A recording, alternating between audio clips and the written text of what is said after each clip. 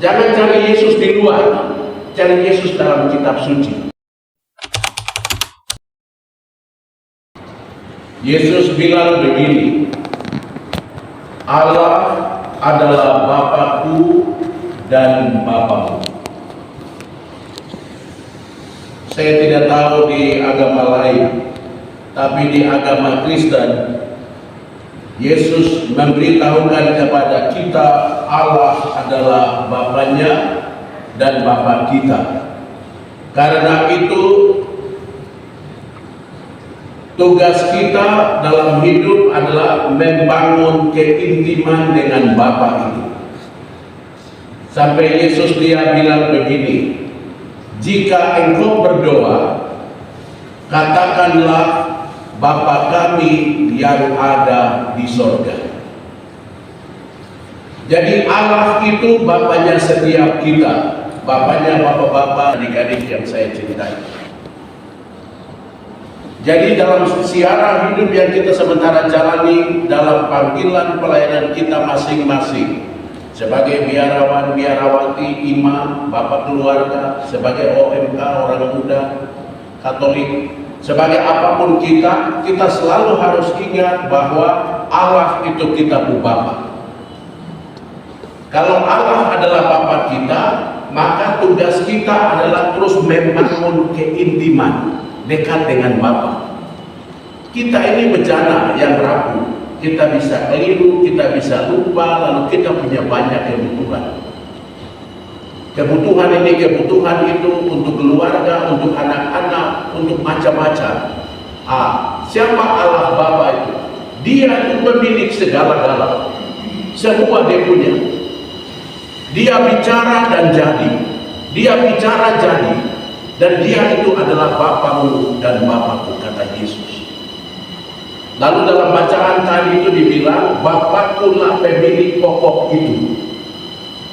Bapa seorang pengusaha, lalu Yesus itu pokok dan kita itu ranti. Itu membutuhkan relasi personal dengan Bapa. Yang horizontal, yang duniawi ini jangan terlalu tinggi relasinya dibanding relasi dengan Allah. Karena di dunia ini kita punya kebutuhan, kita punya persoalan, itu susah mungkin tidak bisa dijawab. Tapi Bapamu yang ada di tempat yang tersembunyi, dia melihat ke bawah. Allah dari surga itu melihat ke bawah. Karena apa? Anak-anaknya ada di bawah, di bumi. Dalam kerapuhan kita, kesalahan dan dosa kita, Allah Bapa tergerak hati. Begitu besar kasih Allah akan dunia ini, sehingga Ia mengutus anaknya turun ke bumi. Itu Bapa terlalu sayang sama kita. Sekarang balasan kita sama Dia.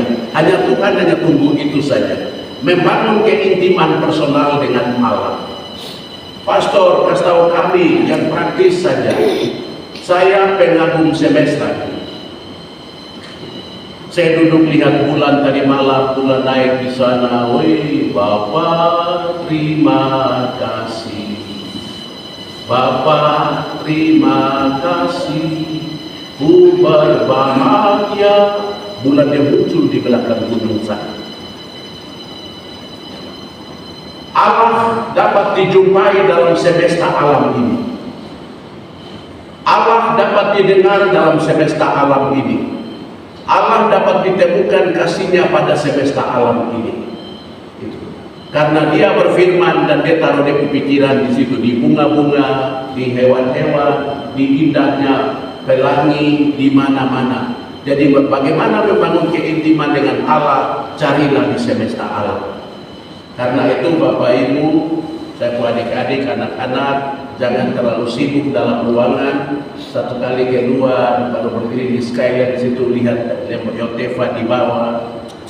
Terima kasih. Indah ya, Papua itu indah. Bapak terima kasih, Alawa terima kasih banyak. Itu. Ketika kita mengucap syukur begitu, Bapak dia bilang, anak, saya mengasihi itu karena engkau mengagumi karyaku. Itu. Jadi bagaimana mengasihi Bapak? Carilah di semesta alam. Lalu bagaimana mengasihi Yesus supaya intim dengan Yesus? carilah dalam Injil. Ini dasar iman yang saya kasih tahu sama satu keluarga. Jangan cari Yesus di luar, cari Yesus dalam kitab suci. Yesus ada dalam kitab suci. Semua tentang itu telah ditulis dalam Injil Matius, Markus, Lukas, dan John. Yohanes maksudnya. Biar kamu senyum sedikit. Gitu. Jadi disitulah kita akan temukan siapa itu Yesus. Silsilahnya kita akan temukan di situ. Bagaimana rencana misi keselamatan? Mulai malaikat datang kepada Maria, kepada Yosef, lalu di mana-mana semua. Temukan Yesus dalam Injil.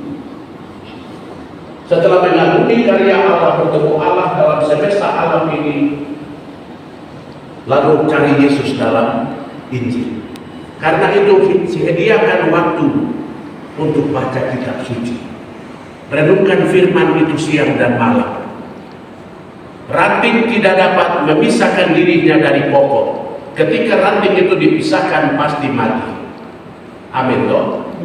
Maka tugas kita adalah membangunkan konek kita dengan Tuhan Yesus. Dengan lihat ini firman. Ini firman. Firman ini pokok. Tapi kalau kita tidak baca, itu kita terputus. Tapi begitu kita baca, itu artinya kita konekkan, kita hidup itu kepada Dia. Kita konek begini, lalu kehidupan ilahi itu pindah ke kita. Isi waktu dengan membaca kitab suci, Injil Matius, Markus, Lukas, dan Yohanes. Supaya apa? Kita mengerti tentang Tuhan Yesus. Setelah sudah mengerti, sudah kenal. Kalau sudah kenal apa? Jatuh cinta pasti. Lalu setelah jatuh cinta apa? Saya mau hidup seperti saya punya cintai. Saya mau jadikan Dia sebagai andalan saya. Saya mau jadikan Dia sebagai segala-galanya dalam hidup saya. Tapi kalau tidak mengerti, baru cinta bodoh-bodoh, terus kok menjelaskan apa sama orang? Iya toh? Tak kenal maka kalau sudah kenal sayang. Dan agak dalam punya. Jadi pasti kemana aja ini. Jangan di situasi darurat baru Yesus.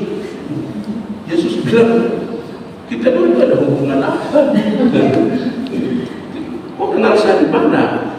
Tetapi kalau orang yang selalu membangun keintiman, dia mengalami kehidupan, dan ketika dia batuk saja Yesus bilang saya kenal batuk itu.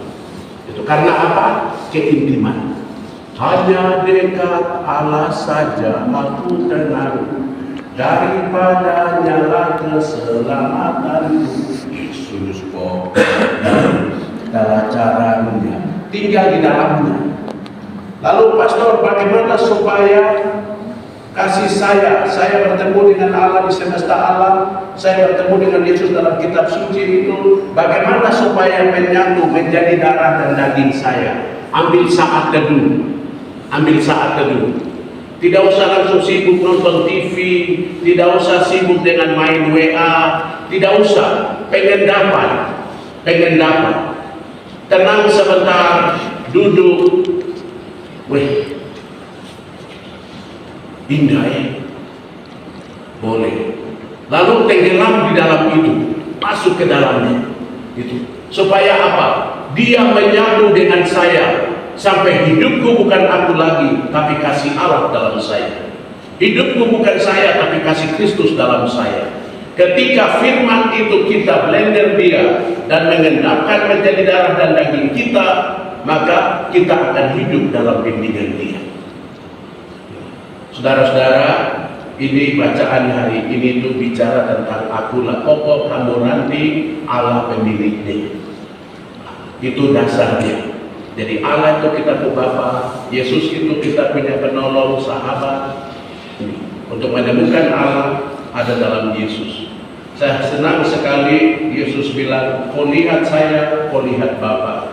Kau dengar saya, kau dengar Bapa. Kau dalam saya dalam kau dan saya ada dalam Bapa. Gitu. Renungkan Injil Matius, Markus, Lukas, Yohanes. Pastor, tapi saya tidak mengerti. Saya tidak bilang kau mengerti, saya bilang kau baca. Karena firman dia tahu bagaimana cara meresap ke dalam diri kita. Yang penting baca.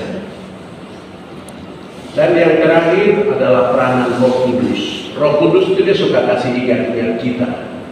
Kalau sekarang kita punya sistem handphone itu ada bel, Angelus, ten.